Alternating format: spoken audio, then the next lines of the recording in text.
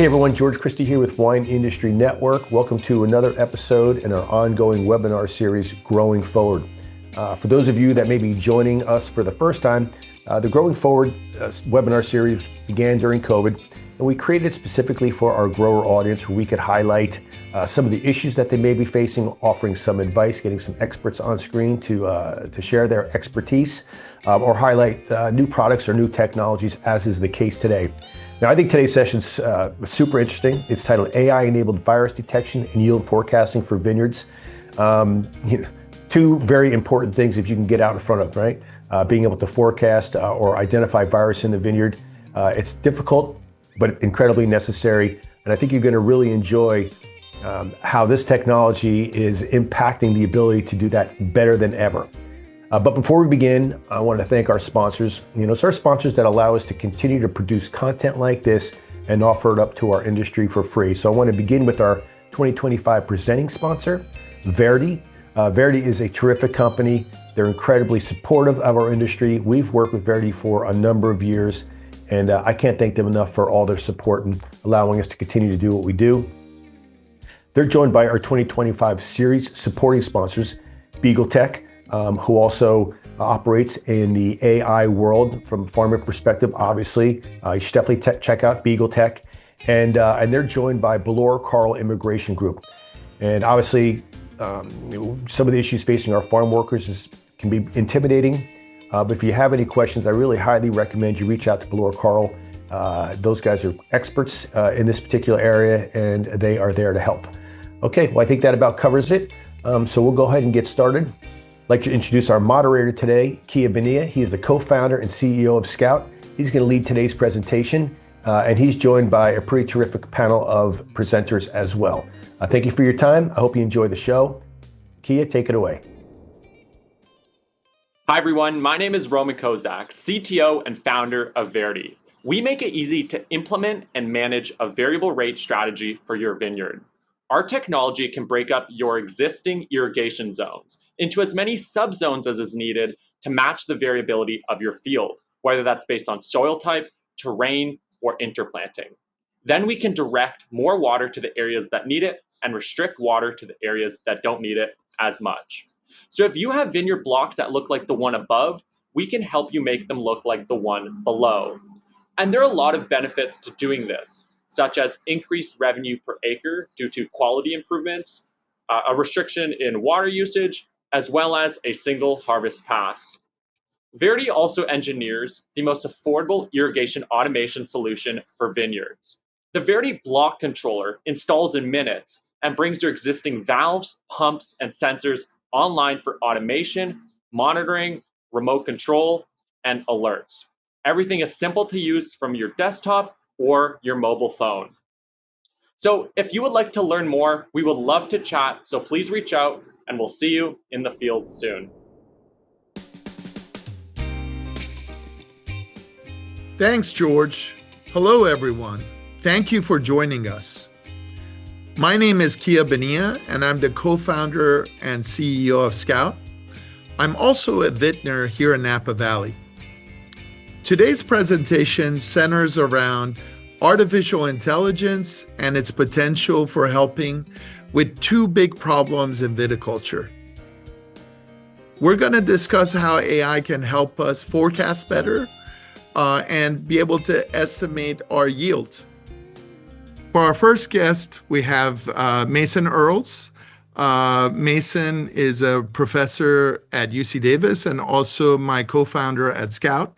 I first met Mason in 2021 while taking the wine exec course. He was teaching the Vineyard of the Future, and it seems like we're still talking about the Vineyard of the Future 5 years later. Mason, I heard you were at a computer vision conference this week. How was it? It was really inspirational. This is one of the biggest computer vision conferences in the world. And we specifically there had about 100 people there to talk about how agriculture and computer vision are going to look in the future. And so I'm coming back really, really jazzed up, motivated to think about this topic. So yeah, excited to be here. Amazing. Well, we're really excited to hear a little bit about how AI and the latest research that's been done around virus and yield can really help our growers. So please take it away. All right, thank you, Kia. So I'm going to talk about viticulture for the intelligence age. I think we're entering a time right now, which a lot of us are aware of. Computers getting a lot more capable of performing computer vision, chatting in intelligent ways, and helping find new and insightful patterns that can help us manage vineyards and farms more broadly, very precisely. So that's what I'm going to talk about. I'm going to give you a little bit of background on research that's happened in the last maybe decade or so on some topics both related to yield estimation and related to virus and disease management and sensing. And so we'll go from there. I want to motivate it a little bit with the idea that we all are very familiar with. I think that managing vineyards is really complex, right? We have vineyards are, I think, certainly most people would not agree, one of the most managed agricultural systems in the world, right? We have many different varietals, clones, rootstocks, ways we can train the vineyards to grow. All of this heterogeneity in management ties in then with the within season variation and how we're irrigating, what's happening locally with the microclimate, both the soil and nutritional health we have, along with the different objectives we have, like organic versus conventional and other site-specific challenges. So you take that variability, and then we start layering in these seasonal timelines in terms of what's happening phenologically as we move through the growth stages of plants. And we kind of start understanding that not only do those pieces interact, but as managers, we have different quality objectives, different yield objectives, and different targets that are happening on the business side, whether that's to sell the grapes or to use them in our own wine production. All of this ends up coming together into a very complex equation, right? That everyone who's doing this has to have a lot of experience to do well. And so that then leads to a number of challenges that from the intersection, right, of what we have on the complexity of the vineyards with what's happening in the environment and the economy. So we know the climate chaos, where we have less predictability year to year within the year in terms of both irrigation, in terms of precipitation, weather events, heat waves, frost, etc. We can't just sit back and be unresponsive. We need to be both proactive and quickly reactive as these events happen, right? One of the challenging things too is that if we want to produce high quality grapes, it often requires more attention and more touches on those vines individually. And that becomes very difficult to scale because of the amount of additional cost and attention needed, right? Another one of these, the third column we've got here, is related to budget pressures. And we know this is something that everybody is currently dealing with. How do we lower operational costs in the grape and wine industry in a way that could result from more precise management? And then finally, we have in the fourth column, short versus long-term farming ramifications, right? So what do we mean by this? This is, hey, we have our short-term kind of outcomes and impacts that are resulting from these decisions that we're making on a day-to-day basis. But then there's the longer-term impacts that we have to take into consideration for our goals and objectives that we're trying to achieve longer term because vineyards are perennial crops, right? And one of our big goals is let's keep these vineyards alive and productive and producing higher and higher quality wine going into the future. And that's a big challenge. So now that we've talked about some of the challenges I know all of you are very familiar with who are listening, let's move on to why AI, so that's artificial intelligence, excels in vineyard disease detection and yield forecasting. And so we know these are two big and important topics that aren't new, that have been around for a long time. And AI is, I would say, in its current state, relatively new, right? I mean, we've had machine learning, computer vision, language processing for some time, but its capacity suddenly has made it to the mainstream, right? And it's starting to make impacts across sectors of the economy and in our daily lives as just individuals and consumers. So let's go down through each of these different bullet points. Over on the left side, we see size of data and scenario evaluation. So one of the things about AI is that it can process an almost what would have been incomprehensible amount of data as of a decade ago. Like, I mean, the amount of images and the amount of language and audio that's being processed every day at this point is mind-boggling, right? So it can process, let's just say in terms of vineyards, millions of data points, hundreds of millions of data points per season, and run thousands of what-if scenarios for disease, harvest, and resource planning, right? So it really allows for bringing all this data together, and it can be in different formats. This is one of the things that really amazes me. And I don't know if for those of you who've used some of the language models like ChatGPT or Claude more recently, you know that you can feed in not just text that you type, but you can feed in audio, you can feed in images, you can feed in tables of data.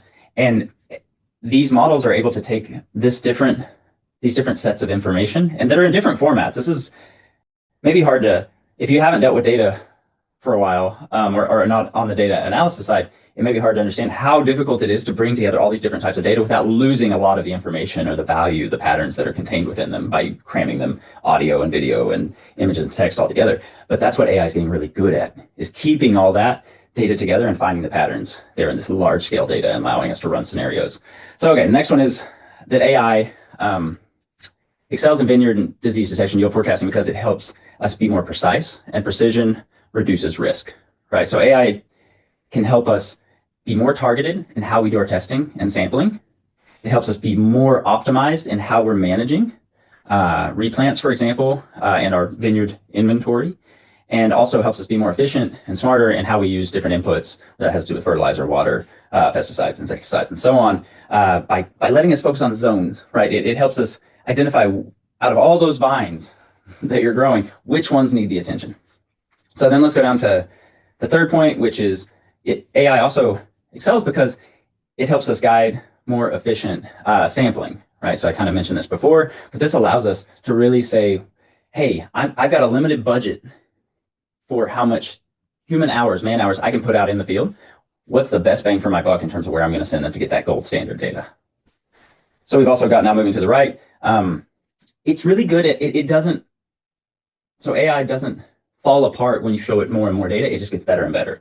So what that does is give site-specific intelligence. And that means that each vineyard can kind of have its personalized, the AI has its personalized understanding or customized understanding of that specific block or vine, right? You can get down and keep giving this more information because these models are so capable of holding more information and nuanced patterns. There's site-specific or vine-specific intelligence that can happen. Fifth, we've got speed and scalability. So this is that AI now, again, can process at a rapid pace. I mean, I'm talking with, again, what's happened is we've taken, in about 2012, someone learned how to use video game processors called GPUs for processing, creating models, putting them on those game processors, the GPUs, and then running all this data through. And that massively accelerated the rate at which we could process images and language, et cetera.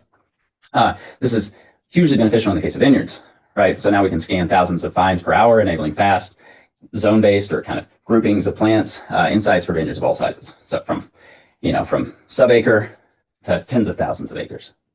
Finally, the cool thing about these models is they're getting better and better at learning over time. So they keep continuing to improve as they get more information on season to season variability and within season variability.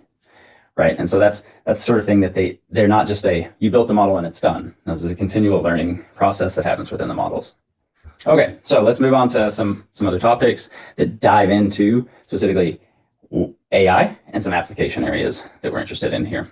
So first I'm going to talk about yield forecasting, which has never been more important. And I know I'm biased. I have two hats I wear, one at UC Davis as a professor, and then also my role at Scout. In my UC Davis role, I've been researching yield estimation and yield forecasting in grapes for going on about 7 or 8 years at this point.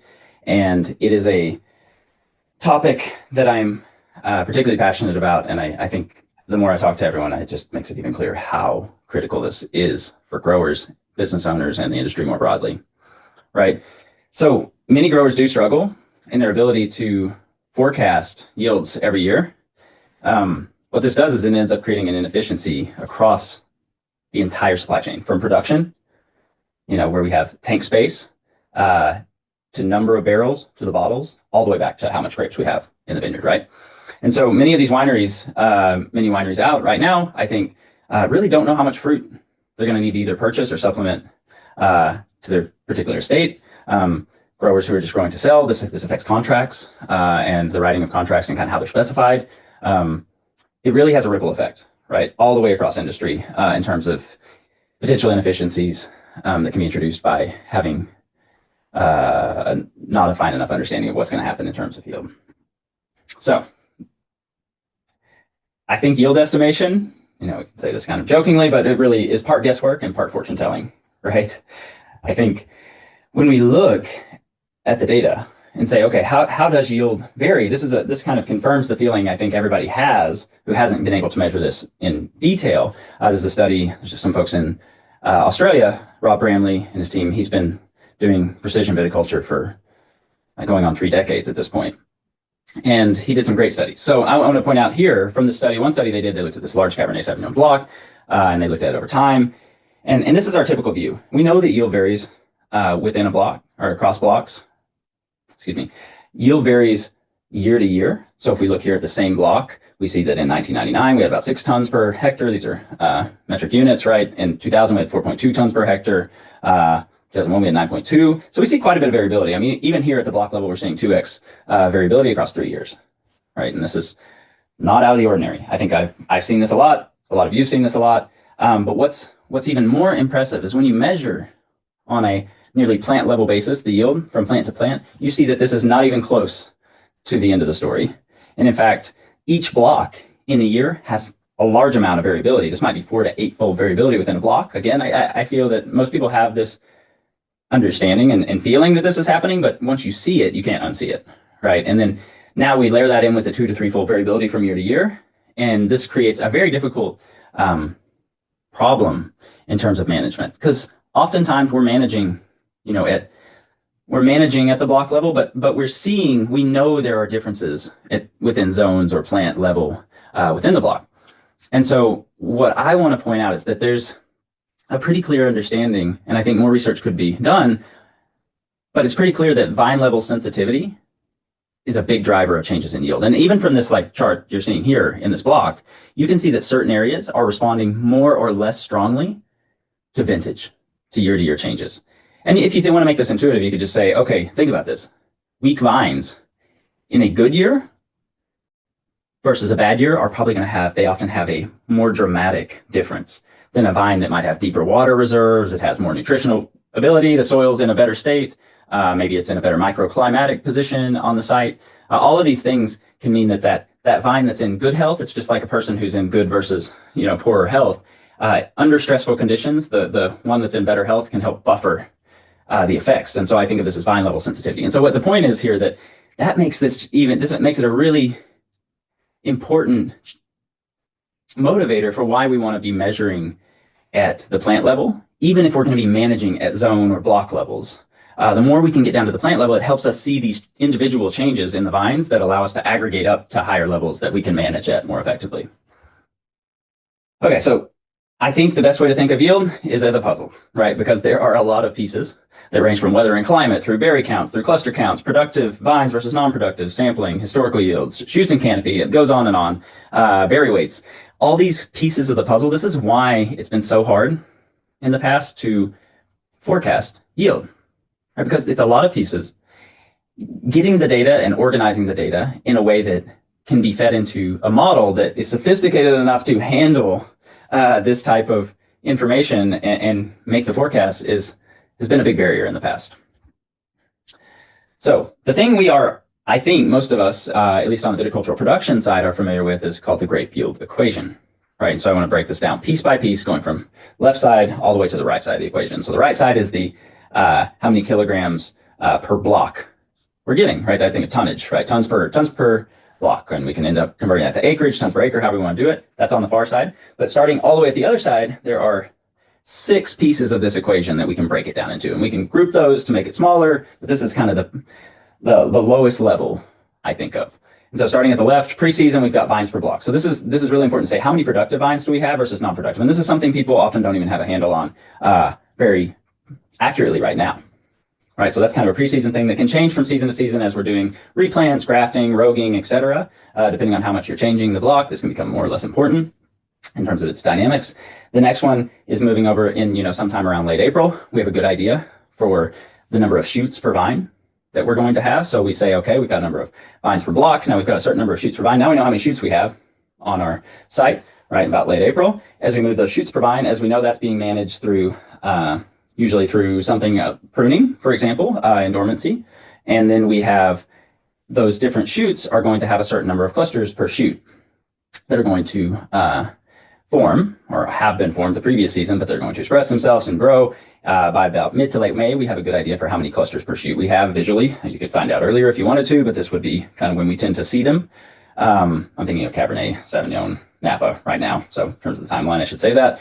As we move into the next stage, we have berries per cluster, right? So this is where we get at fruit set. So we're going from clusters per shoot, show up as even inflorescence, and then those flowers are going to be fertilized, and we have various climatic effects that can drive the rates of successful fertilization or abortion in those flowers that are going to form fruits, individual berries. And at about mid-June, we have an idea for how many berries per cluster we have. As you move to the 1, 2, 3, 4, 5, fifth piece, and about early August, we get a sense for, so this is a really important piece I want to break apart. By about, we reach a point, sometime the research suggests between, depending on the variety, location, et cetera, 18 to 22 bricks, where we are going to have physiological maturity happening. And what that means is that we're getting kind of a maximum berry size being reached in terms of cell, the fruit growth, the berry growth. And at that point, that's our maximum potential for the berry. What happens next is that we start, depending on how far, how much hang time we have, we start having some shrinkage or dehydration occurring in each of those fruits, depending on, again, how much light and heat and water availability, et cetera, that the plant has. And that's going to shrink that berry. And that amount of shrinking can be pretty substantial as you move from, say, 21, 22 bricks all the way up to 26 plus bricks. You can, depending on the year and the stress, the availability of water, et cetera, in the plant, you can end up with 30% reduction in berry size from max weight. So each of these pieces, when we multiply them all together, what do we get? We get a total kilograms per block, or we get pounds per block, or tons per block, however you want to look at it. But the reason I point out at the top, when each of these pieces are known, so each of those, like late September tells us when we know the answer to each of these, is that when we usually want yield forecasts are going to be more in, mid-June, something like that, mid to late June. And this is means that there are several parts of the equation, especially on the weight side, that are really hard, if not, that are really hard to know precisely at that point in time. And so I think what that means is we have to think very cleverly about how we model the possible futures and what might drive those that we know now versus what we don't know, the uncertainty in the future. Okay, so this is the great yield equation. I want to highlight some different research aspects related to this now.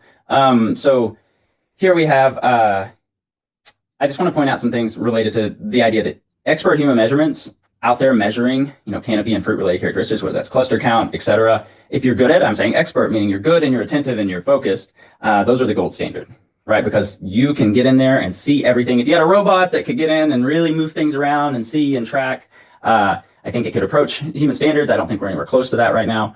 But the challenge is that human sampling doesn't scale, right? And so just the idea that we can be more efficient and more intelligent in how we sample and where we sample so that we get a representative sampling across our block. This is like, again, I like to use the example of trying to understand polling for elections, for example. If we go out and sample everything, if we go out and sample all of San Francisco and ask and think that sampling of who you're going to vote for is going to represent the rest of the United States, we're going to be in for a rude awakening whenever we find out that that's not true, right? It's the same for a block and a vineyard. We need to be sampling in a way that's predictive, representative of the thing we care about, which in this case might be yield. And so it should represent the block in terms of canopy and fruit performance so that we can get good statistical accuracy.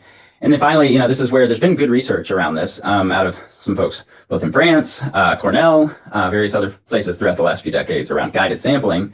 And that means how can we understand, use some measurements from data to guide where we go sample so that we can do it efficiently, but then also thinking about how much time is it going to take? So where can we put those samples in a way that allows accounts for how much time does it take to walk and sample in these blocks. This is all important, right? I think this is a huge piece and where AI can come in and start helping us be more efficient, and all of these pieces of the puzzle will start working together. So another line of research, there's been a lot on. I've done a good amount of this in our lab. There are plenty of well, I should say a number of people doing this across the world. And that's related to using AI for counting and measurements of shoots, clusters, and also the berries themselves. My takeaway I want to point out before I show you any of this is that despite this powerful AI, and it's really gotten much better at detecting these different types of things like shoots, clusters, and berries, and even measuring them to some degree, we still, physics and biology limit the exact counting and measurement. So occlusion's a big issue. You have occlusion means like, is it visible or not? Leaves might be hiding berries will be hiding berries, etc. And so moving from like the shoot count and size, the large size does help with detection and you get higher accuracy earlier season because you get more visibility. But there's still a lot of these factors that matter. Again, future thinning is going to reduce the current observations. And so you need to understand what's my management action going to be in the future if you're trying to use that for a yield forecast. Same with cluster count and size. It's a little harder because your objects are getting smaller. So images typically it'll get a little more difficult to detect, but they're still usually pretty good at this if there's visibility. So if occlusion's bad, like if you have a super vigorous canopy and you're just shading a ton of the fruit, it's very difficult for a camera to see that fruit. And so again, future thinning will reduce the current observations, and we have to have an understanding of a way to deal with that source of error. Finally, berry count size. The small size of the berries makes this even more difficult, especially at scale where you're moving, on a tractor or a four-wheeler or a robot at some speed, trying to get good coverage. So this becomes more difficult to get kind of the right feature level resolution. And even when you do, you get a ton of occlusion of the other set of the berries from view. And in terms of size, you don't know sizing until much later, and you're going to keep getting swelling until physiological enlargement until maturity, right? And then you're going to get shrinkage after that. So getting the final size, we don't know until you're already at harvest, which is almost too late. Okay, but the AI is there to do the detection and the measurement piece. So it's getting good at counting and observing, but the hard part is actually getting good visibility. And then as the objects get smaller like grapes, it becomes more difficult. So people have used, this has been a long line of research around doing yield estimation with aerial and satellite imagery, and there has been extensive research on it throughout the past few decades. It's gotten, I would say, we've done a good amount of this research as well. UC Davis, where you can take the canopy, you can take a lot. We had a lot of, I've talked about this, I think, in other venues a lot, but basically went in and we had a huge yield, ground truth yield data set at almost the vine level. We used a bunch of satellite imagery and various other sorts of, a few other data sets to go in and try to predict yield. And did a pretty good job, but one of the things that's obvious, I think, even when you just first principles, is that you're only seeing the canopy, right? You're not seeing the fruit. So you're assuming that if more vigorous canopies means more fruit. And we know that does not have to be the case, right? Especially in extreme low and high years, where again, I talked earlier about how certain plants, the vulnerable plants, are more sensitive in those extreme years. And what you end up with is that relationship breaks down. And so that's a major source of error, just using satellite or aerial imagery for yield estimates. Not to mention, you could go in, take a picture from the air one day, go in and cut out half your fruit and take a picture the next day, and you're not going to see a single difference in the canopy, but you are going to see a massive change in the yield that will happen at the end of the season. So that's another challenge with aerial and satellite imagery. Still a lot of potential. Good information. That doesn't mean we can't use it. It just means it's got its limitations as well.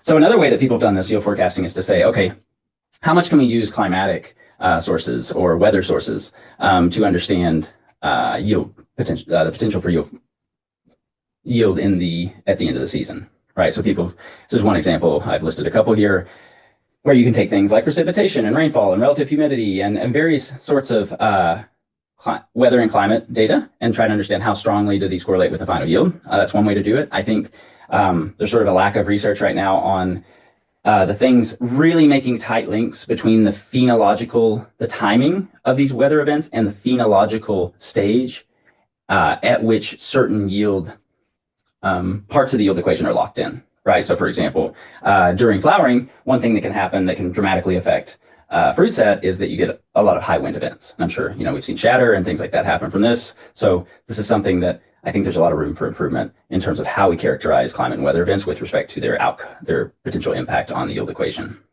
So a long way to go in this area. Good data, part of the puzzle, but not all of it.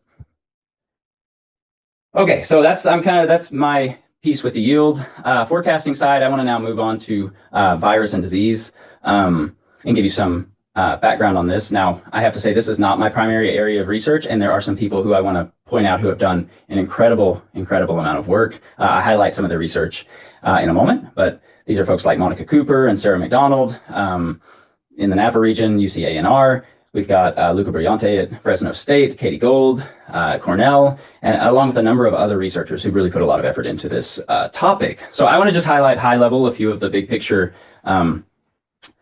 research pieces and how they tie into some management outcomes. For those of you, some of you will be familiar with this, some maybe won't. So Red Blotch, right?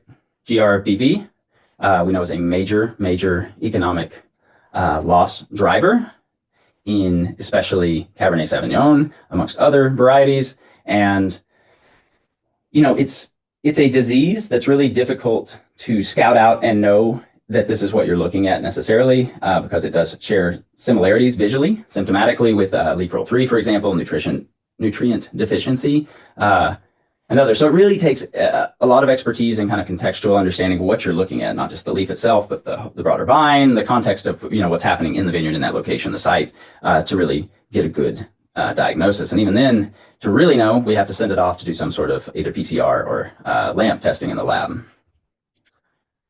So here I want to again highlight the incredible work that's been going on through UCA&R with Monica Cooper and Sarah McDonald and their teams. You can check out some of the events that have happened more recently, such as at Rootstock. And then here's another link to the best practices paper that they put out related to Red Blotch.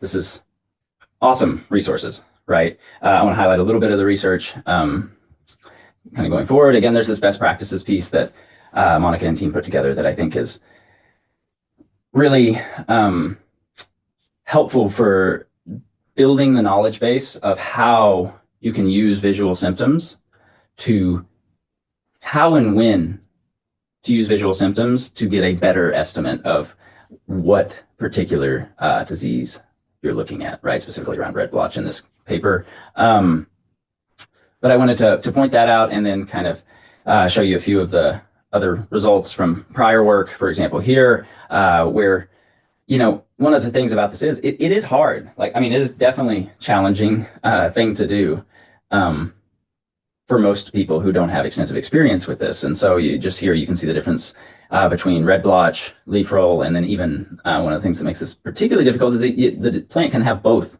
of these viruses, which will lead to a different sort of expression of symptoms, which has a decent amount of variability in how these look, right? So that's shown on the left in some examples of the different leaves with different expressions of these symptoms. So one of the things I think is just has massive potential for impact, and is so clear, these researchers have done, is put together this diagram, and really like process diagram around how we can understand what to look for and how to manage it in terms of Red Blotch. And so here, if we look over at the scenario A, we can see going from kind of different phases of the disease progression and what we need to do when. And so a lot of this has to do with looking at the spatial patterns in the vineyard of where we see infections and understanding what percentage of the plants we have are infected. So that's the incidence, right? And so on the far left, scenario A, we've got what they're saying, less than 1% incidence. And you can kind of start trying to understand when you group these spatially at different levels, are we seeing a kind of a clustering or more of a salt and pepper type of shape? And whenever you start seeing clustering, we're seeing some sort of nucleus of infection that's more likely to lead to kind of the swelling spread, right? And so as you move over, they're saying management strategy here is, vine by vine roguing. You can go in if you know they're infected, you want to get rid of them in this case, is what the suggestion is. And in terms of, or that's the way you can get rid of them at 1% incidence. In phase 1, we're talking now 1 to 4%. And what you can see here is that we're starting to see like some aggregation and some of that clustering. So like I said, this is all about spatial patterns. It's not so random. You can see it clustering down in the corner and coming in at like 1 to 4% incidence, but we're seeing more of this aggregated, higher level of aggregated incidence. And this is where we start thinking of ideas of zones. Hey, we need to be like, this is now creating a zone around this area where we've got higher density of the disease. And so this is where managing at a zonal level is really, really critical, because it allows us to go in and say, okay, we see this higher level of incidence in this area. Let's go attack this either through zonal roguing and then go after vine by vine in the areas where it appears more random as opposed to zonal. And then as you move through phase 2 to 3 to 4, you can see what's happening is effectively these zones are getting larger, and the incidence in the zone, the density, the occurrence of that disease is getting more and more dense, right? And so what happens is the recommendation becomes going from phase 2, which is 4 to 16% incidence, or somewhere between, it says 7 and 80% aggregated, meaning in that zone, you move from this zonal to almost a whole block removal, right, at phase 3 and 4. And so these best practices are incredible. And I think the idea that we have the ability, that the spatial patterning that we're seeing can be so strongly related to our management decisions and our actions we're taking is a key takeaway that we should all look at. And then the question becomes, hey, how can we scale? Getting out and measuring all of these plants is actually particularly time consuming. And it's, again, a sampling challenge. And it eventually becomes a cost challenge in terms of running all of these lab samples that some people are more and less set up to deal with, either in-house or externally. But this becomes a bigger and bigger effort. And so let's look at some of the research that suggests maybe ways that there might be opportunities for more efficient either sampling or detection. And so here first, before moving on to that, I want to point out just a few key monitoring insights from these, which is that first, visual symptom mapping is practical, but challenging. And again, you have symptoms varying within vine and season to season. You have to be good about timing. This is something I didn't mention, but that a lot of people, I think is well understood, is that the expression of these different, depending on what we're looking at, whether this is nutrient deficiency or we're looking at actually like red blotch or leafroll, that expression can occur at different times and different windows of the phenological stage of these plants. It's important to note that symptoms may appear on only one side of the canopy or limited to shoots, and these are all kind of, as in talking to Monica and team, as you see more and more of these cases, you start to understand the patterning that exists, and you can use those different kind of pieces of information along with what's going on at the leaf level, but also in the canopy level to hone down your best guess in terms of the diagnosis of what's happening with the plant before sampling and sending it off. So last piece is that it suggested that if you can do multiple passes so that you can identify these hotspots, and I'll show a study that they did in a moment, you can get better and better accuracy so that you can figure out when did that symptom, the red leaf symptom, occur, right? And that tells you, again, another piece along with what am I looking at in terms of the leaf, what's the canopy doing, and then what is the spatial patterning more broadly, along with timing phenologically. All of those are parts of the equation to understand your likelihood of observing more and more disease spread over time. Okay, so in terms of AI and how this links in, I think most of the research that's been done has been around using both standard cameras, that's called RGB for red, green, blue type camera, which you have on your phone and we're all used to, versus hyperspectral and multispectral imagery. And then some people have also done some work on just forecasting and projections related to, again, climate and weather. I'm not going to talk about that as much. Here I'm going to show you a few of the studies that have been done around using leaves, images of leaves from either cameras or other types of, from phones or cameras like what's on your phone, to try to understand and predict, classify what disease am I looking at. So the top row is a popular data set out there on the machine learning side. I think it's nice in some ways, but in other ways it's really just one leaf, right? It's lacking a lot of the context that we mentioned earlier. And I think another study that was done by Sarah McDonald and team more recently does show more leaves in the wild, so to speak, or out in the vineyard, which means that it gets noisier. And you can see that this is more like what you would see out in the vineyard. And that does make it a more challenging computer vision problem. I think in some ways it's going to make it more robust as well. And what it does is these algorithms rely on the color and patterning of the leaves. So the challenge with this is that this is all symptomatic, really, and truly what we're talking about, right? And not to mention, when you have these images, it is most certainly best if you have verified data sets in terms of lab verification for PCR and LAMP.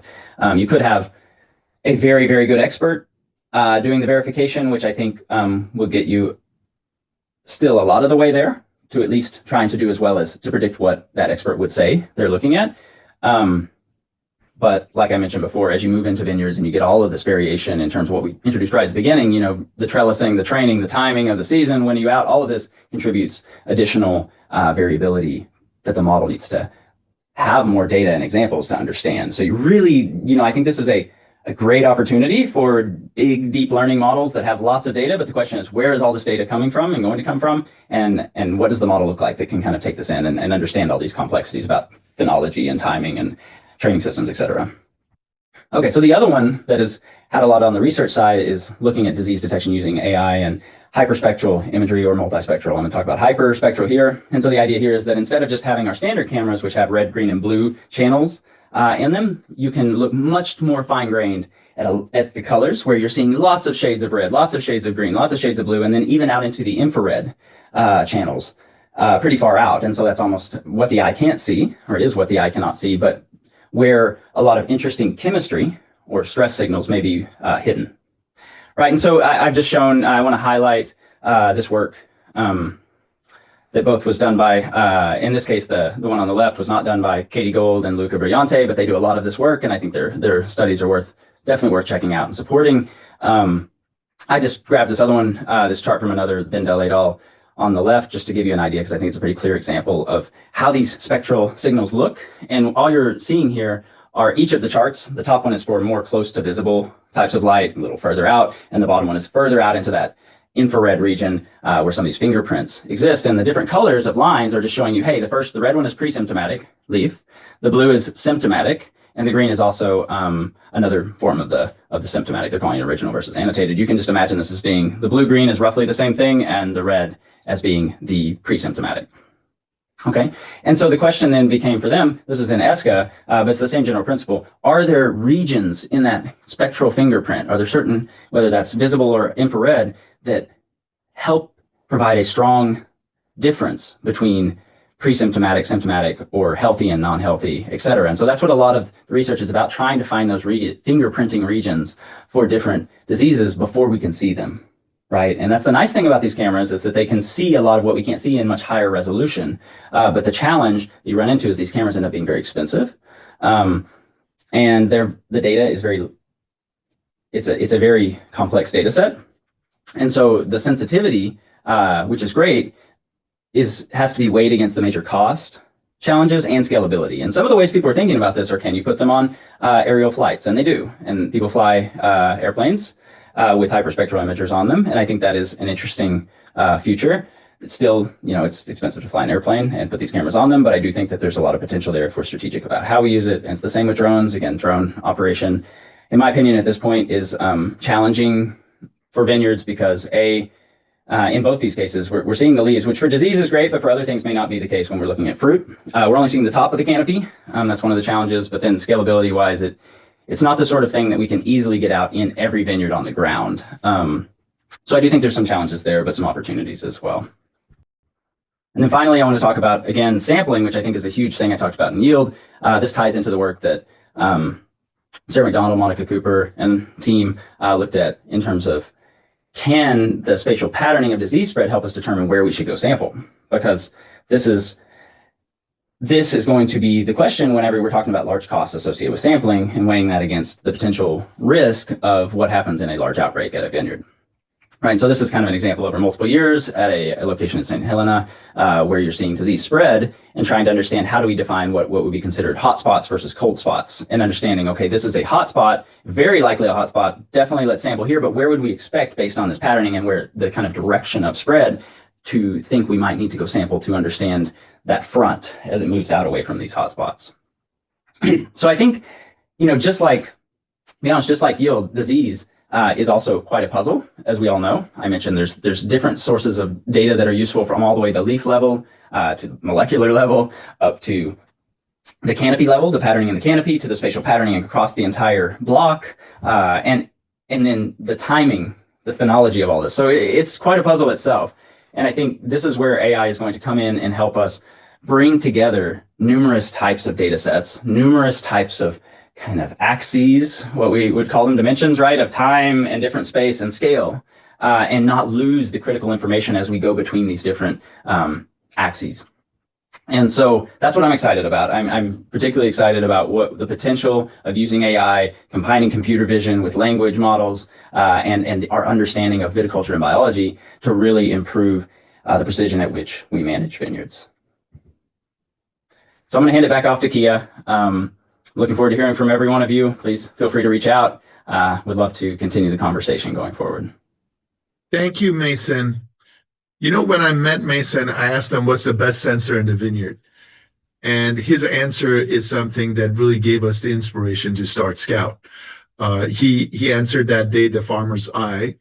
The farmer can see problems and knows that vineyard very well. Maybe he doesn't carry a tape measure or doesn't remember exactly what he saw a problem.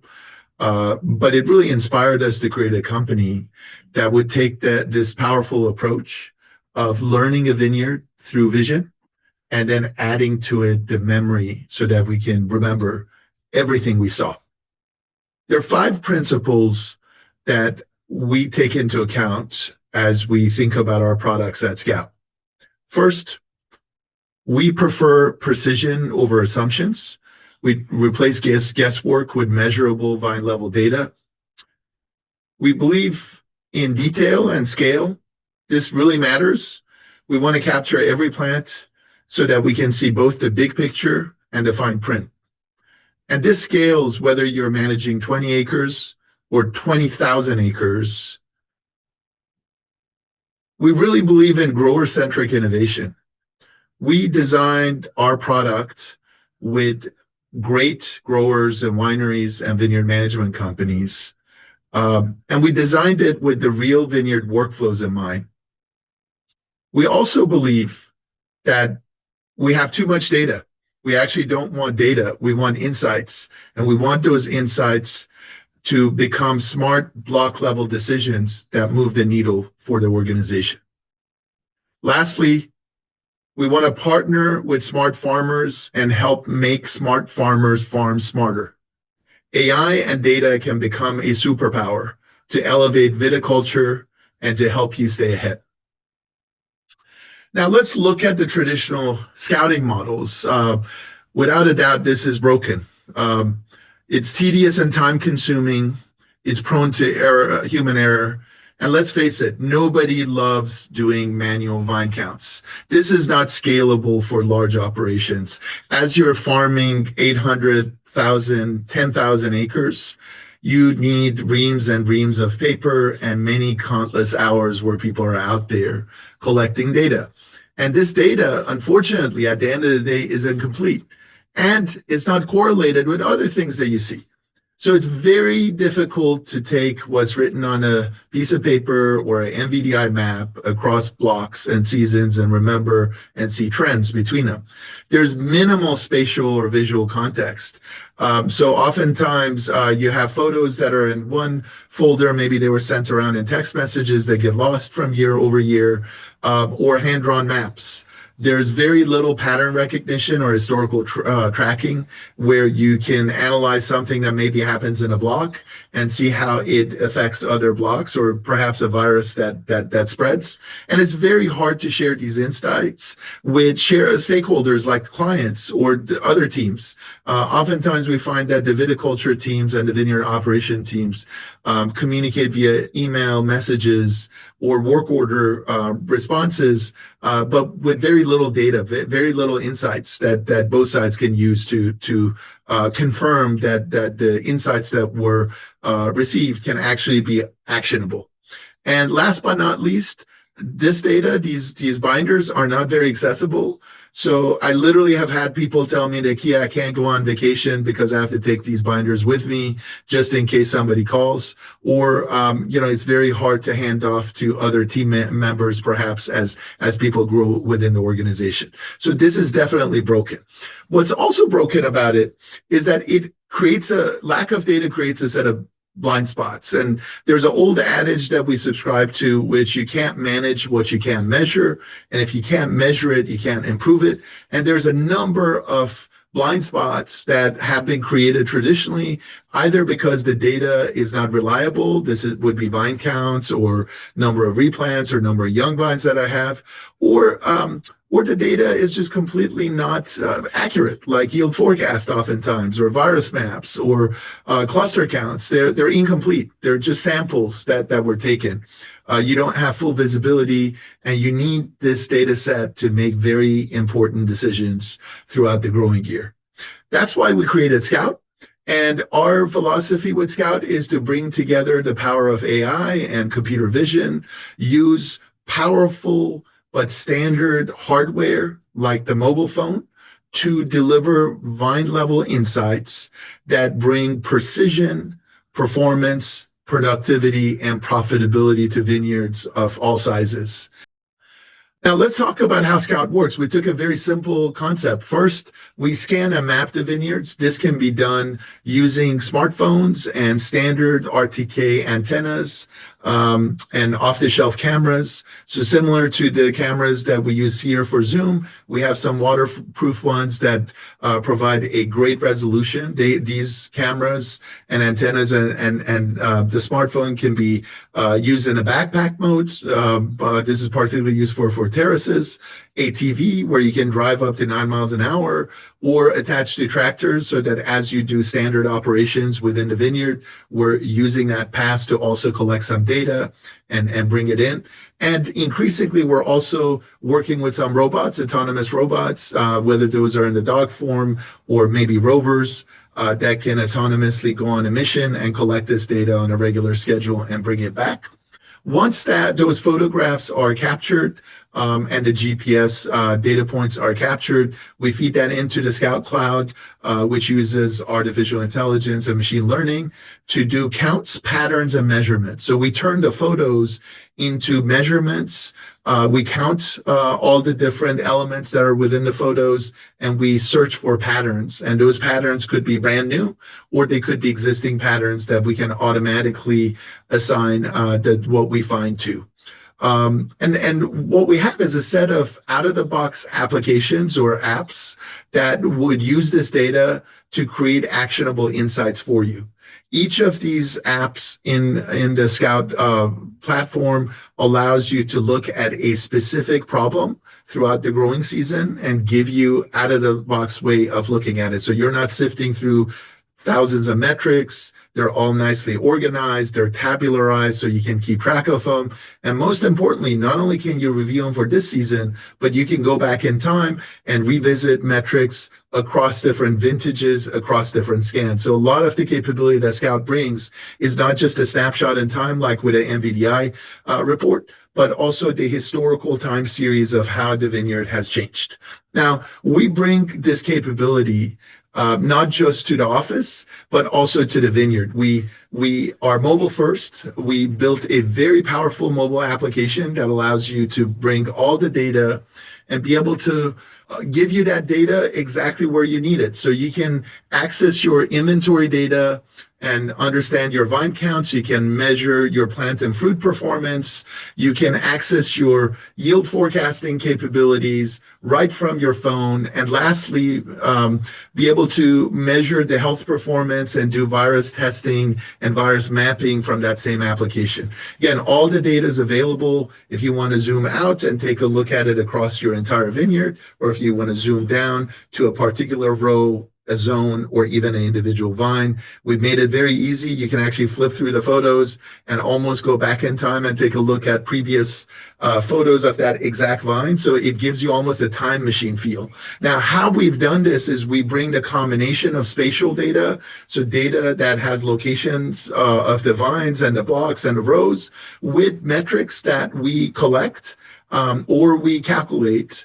And those metrics really go from the inventory foundation, the vine count data, understanding what a productive versus a non-productive vine is, all the way up to the plant, the fruit performance, and the health performance. Now, we also allow you to organize your data in new and different ways. You can create tags. If you want to tag all the vines that were replanted in 2024, you can create a class of 2024 account and monitor those vines in 5 years' time to see how did the class of 2024 do. You can also create performance zones, virus zones. Scout creates a set of these zones for you, but you have the full capability to create and divide up your vineyards in however way you would like to match each of these problem areas. Now, let's talk a little bit about the data that Scout captures. One of the things that we wanted to do is to really provide a high level of granularity, capture as much data as possible, but make sure those data points matter. They're not just random noise. They're not just more data that doesn't have a relevance. So in inventory, one of the most important metrics is around productivity. So being able to measure how many productive vines do I have in a block or in a vineyard, as well as the planting efficiency, being able to calculate how many plants are actually in the ground. So how many of my spots that I could use for planting is being utilized. In the plant performance area, we measure everything from trunk thickness to spur counts and shoot counts, but we've created a new index that's extremely useful, which is the canopy volume index. It helps you measure the square footage of green vigor that you have. On the field, on the fruit and yield forecasting side, we do visible cluster counts, clusters per shoot. We can measure the cluster sizes. And we also have a yield index that shows you where within the vineyard you're producing the most fruit. This data that gets captured throughout the scans can be coupled with a sampling regimen that helps you take full account of certain data points within your vineyard and combine the two so you can have a highly calibrated, highly referenceable yield forecast. We also bring in historical data around yield, whether those are cluster accounts or actual yield tonnage information, and help you create a forecast from this season, combining measurables and then also the historical data. Last but not least, on the health, performance, and vine mapping side, Scout calculates a health score based on diseases that you found throughout the growing year within a vineyard block. Our mobile app allows you to take field notes, and these field notes are GPS georeferenced. You can attach to them any handwritten notes, any documents or photos or videos.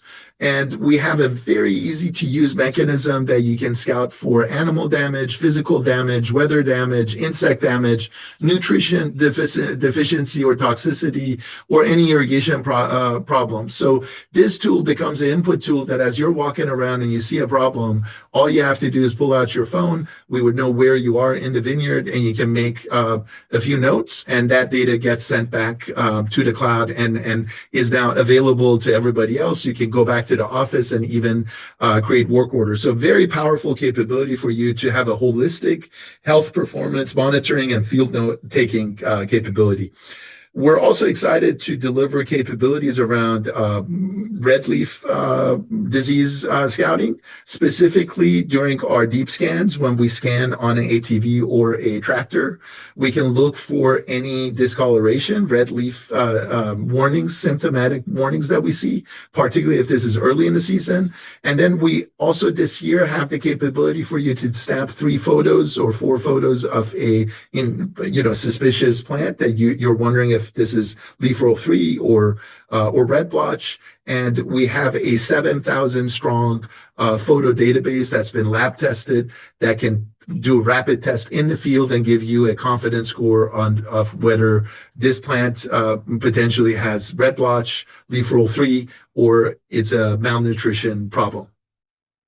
Very powerful on the data front. Again, each of these applications has out-of-the-box capability for you, out-of-the-box charts, out-of-the-box tables, and the ability to export this data to third-party systems. So in the case of inventory, I'll be able to take a look at each vineyard block, all the productive and non-productive vine counts, and being able to also export this data, let's say for a nursery order or irrigation planning. For example, if I did a group of replants, I can easily export the data and identify where I may need to use the second poly for extra emitters for the replants. So, and that data is granular enough that we can show you on each row which vines need that additional data. So really it's about taking data to action. On the plant performance side, we used AI-powered vision to measure canopy development. I talked about canopy volume index. The beauty of our vine level insights is that we can measure at individual plants, but as I said before, we can also create performance zones and allow you to manage subblocks and understand where there may be variation. Some of that variation may be due to soil conditions. Some of it may be due to irrigation, or it could be a block emitter or a block line that would, show deficiency, and you can act on it very quickly. So again, you can monitor these growth patterns and really pinpoint weak performers across hundreds and hundreds of acres.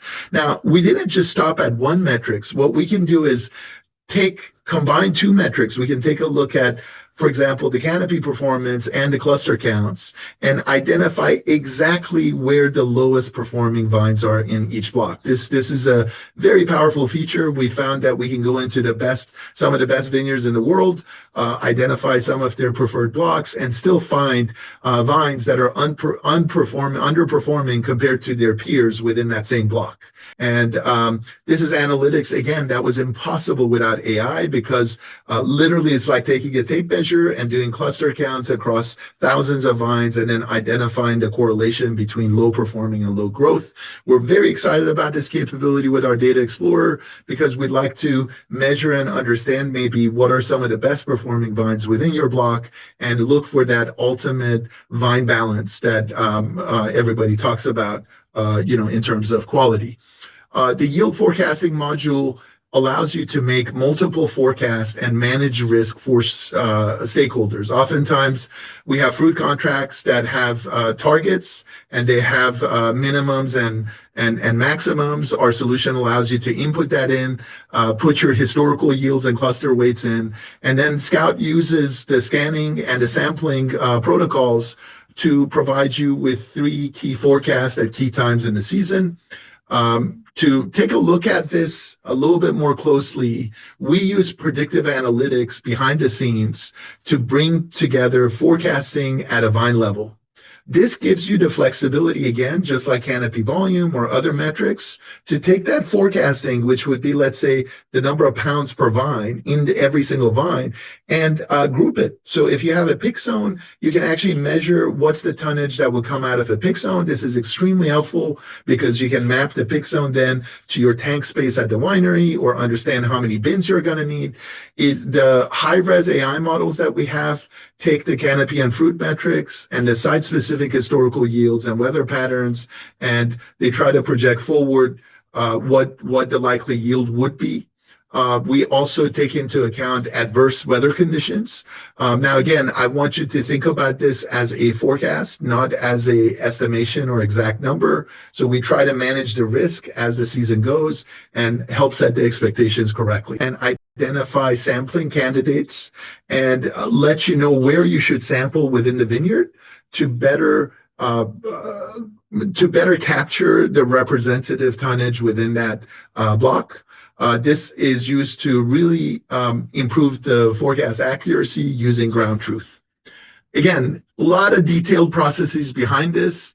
I know we're trying to make it look easy. Believe me, a lot of research has gone into this, and a lot of work has been done so that we can help you do 3 forecasts throughout the growing season. The first one being post shoot thinning, second one around fruit set or lag phase, and the third one around the post fruit thin for those of you who thin fruit.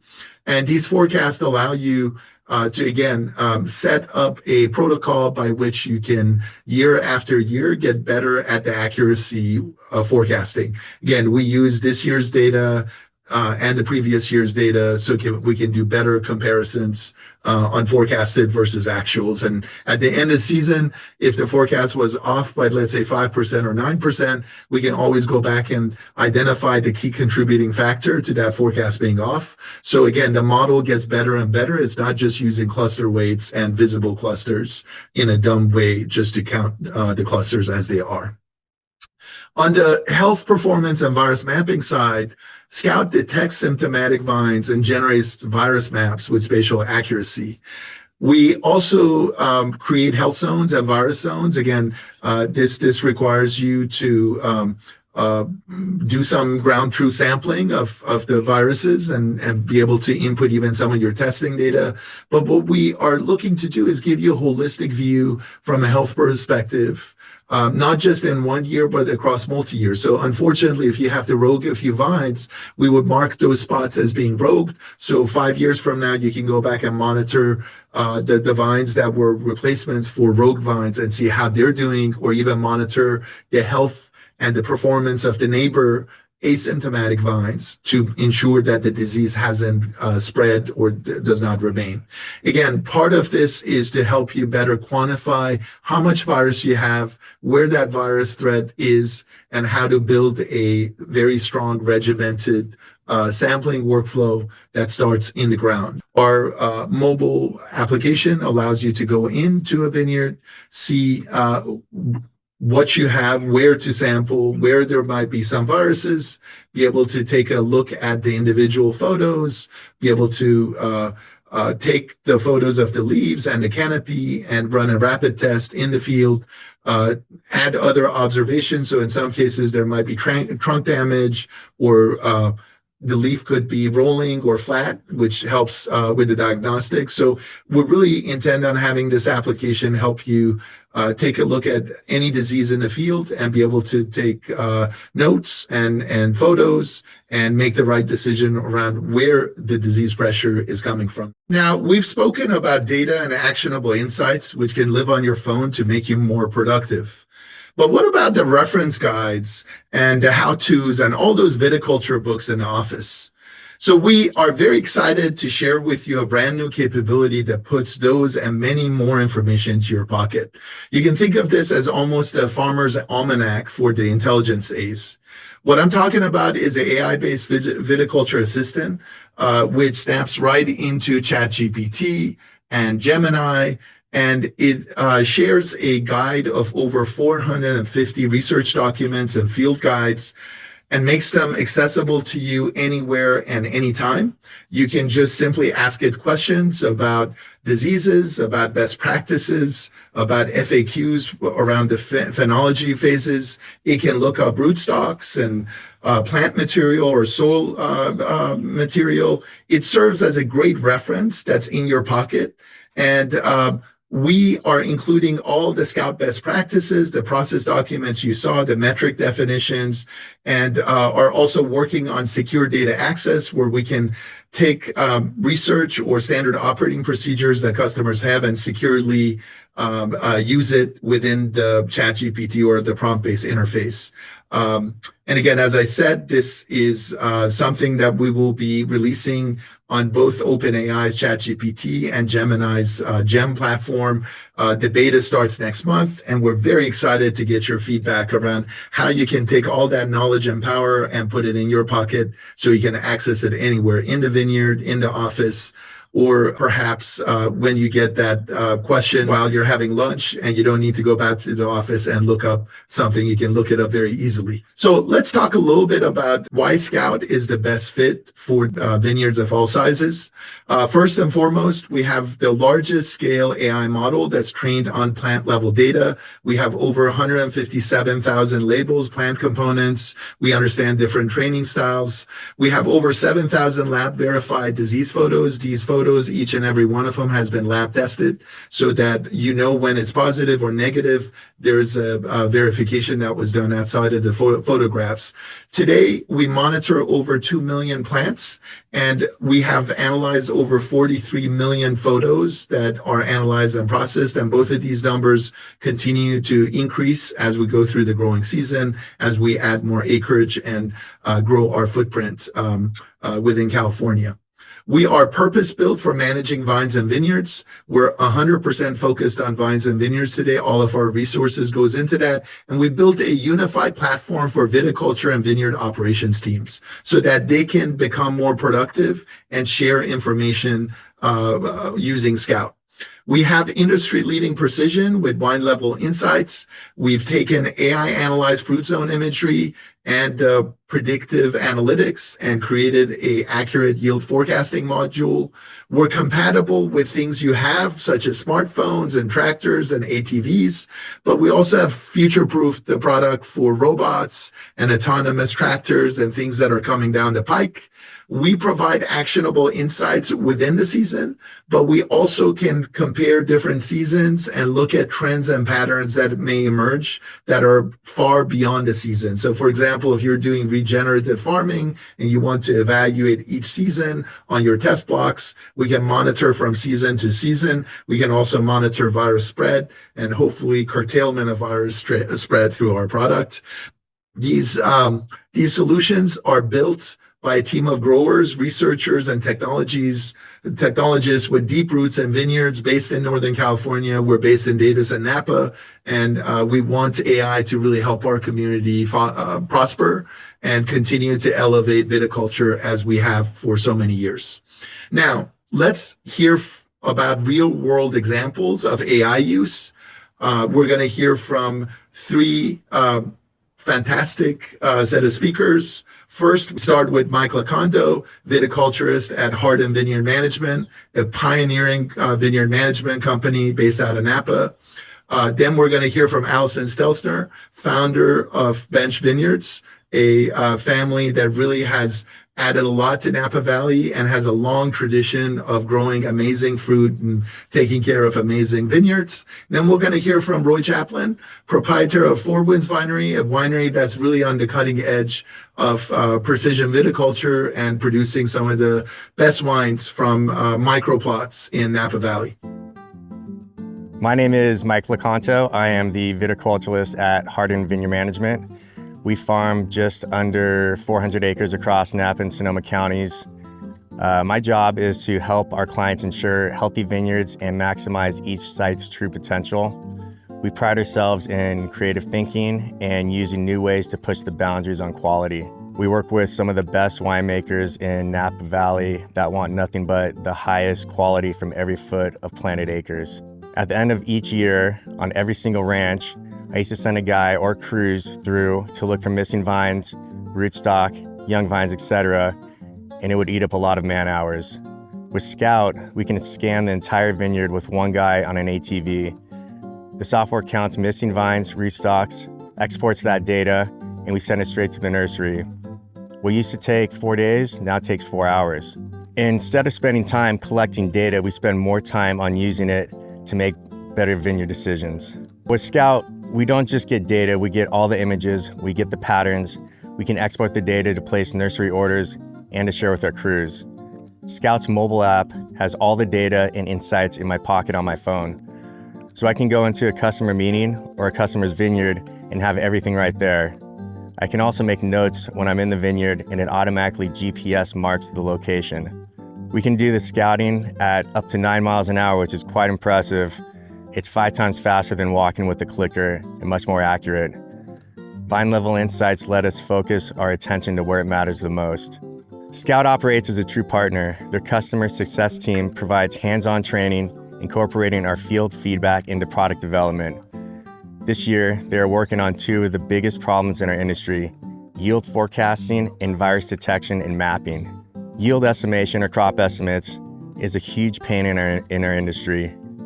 We have sites where the fruit goes to different winemakers, each with a different style, which means multiple picks at different times. Being able to forecast each contract accurately, that's huge for our customers. I like the fact that you can take the historical data and what Scout measures for the season and create a forecast. We have customers who primarily sell their fruit and need to forecast yields so they can let the winemaker know what to expect. It's important for each customer so that they can get their production set up properly. It's also important for us as growers so we can plan our harvest logistics better. Detecting and mapping virus symptoms is very important for our customers and our team in the industry. We like to closely monitor any symptoms and be able to map the vines that need to be tested. It's very easy for us to do this with Scout. With Scout, we're not just working faster, we're making better decisions. That leads to healthier vineyards, better fruit, and happier clients. Let's hear from a couple of them, Allison Stelzner and Roy Chapin. I'm Allison Stelzner. I'm second generation in Stelzner Vineyards, and I've been alongside this guy growing grapes, I think in the side of your pickup truck, probably since I was about 5. So I'm gonna say 40 years. I don't know if I did all the growing, but I've been there for sure. My name's Roy Chapin. I'm the CEO, manager of Four Winds Winery. It's a family winery. My mother purchased the property in the late 90s. It's in Stag's Leap District, and we have 110 acres and then 3.5 planted for our estate vineyard. Our first vintage was 2018, and our first estate vintage was 2021. When you're in the field and you see the problem, you grab the tape out of your car, and the practical thing to do is the orange tape means somewhere down this row, I think 2/3 of the way, there's something broken and you need to fix it, or we need to adjust this. So to be able to take it from that to actual real-time information that someone can see on their phone. Who can drive to the vine and address the problem. Whether we're looking at vines and seeing the health of that vine, and we're able to notice that, okay, it looks stressed, or maybe there's a disease that we start to see, we can immediately target that vine and start to make a triage and make some changes that won't affect the rest of that area of that vineyard. So Scout's really important. I think it's kind of one of those missing pieces we've been looking at. We have a lot of, in the last 2 years, we started really doing a lot of work on a vine-by-vine basis. And that started with the geolocation and GPSing of every vine in the vineyard and creating this kind of historical background for every vine. And so what Scout does, it just brings a whole nother layer. With the imagery technology, it's very important to us. So it gives us, not only gives us the ability to kind of know what's happening with that vine, but we get a graphical representation. So we can see that, how that vine's developing, and without having to send a person in the field to take notes on that vine, we're getting that imagery, and we can that automatically then be updated into the system. When you have that data easily accessible, like on a graph, on a click, it's something that it's easy to digest and easy to say, oh, well, looking at it that way, I would make these adjustments. So it'd be interesting, I think, using AI or using Scout in particular, that we can go through and we can see pre-spray and post-spray 20 images of one vine, and if we can identify what those impacts of that foliar spray on and then narrow down our parameters, I think that becomes a little bit of a great way to say, wow, what we did was effective. One, it saves us, resources from having to send guys in the vineyard and, pull down information or write up information on a vine-by-vine basis. It gives us, a much quicker viewpoint on that side. We get that imagery. We can immediately analyze that and see what's happening, and we can share that information not only in our team, but also with regards to our winemaker, our vineyard management company. And then the other thing is the power to go through and scan again and see that it was done, right? If we train the software right, we will know that the problem has also been solved. So it allows us to be more efficient. Addressed more real time. Because at the end of the day, I love walking the vineyards, but I can't walk every row every day all the time.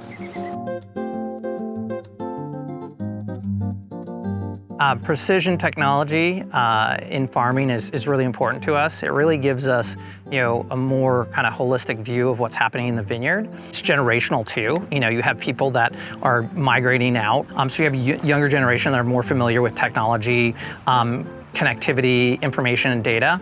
But I think a really big game changer is what we've seen with, low orbiting satellites and, having access where a lot of that was before. I mean, farms and vineyards are pretty remote, right? And so it's definitely, I think, a game changer where we're starting to see, at least from like 5 years ago, a tremendous amount. Like it's the ramp up, it's really been incredible. So we are privileged to be the stewards of vineyards that are 40 plus years old.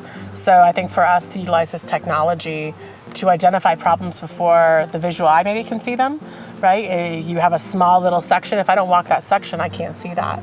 So I think be able to use that to preserve our vineyards, and I would love to see those vineyards another 40 years if we do it right.